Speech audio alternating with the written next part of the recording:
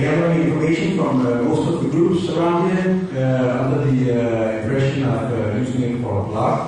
That was kind of a covert operation, and we've used it in our game instead. And what we have made is kind of a party game, and that also draws a little bit into the thing that when you have a party, you just download stuff and you go to LimeWire and these kind of things.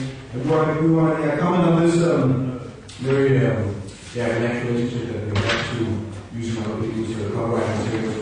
And now we're going to watch the game, which is very hilarious.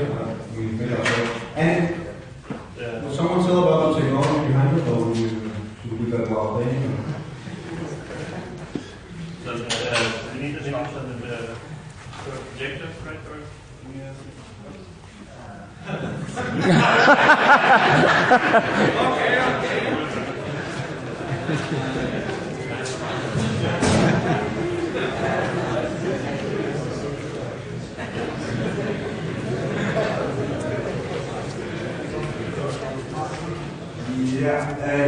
The characters in the game are two birds that resemble Fukin and Munin from the Nordic mythology that gathers information every day and comes home to Odin and tells him what to go around the world. And now we're ready for it. Yeah, I should show in the right position.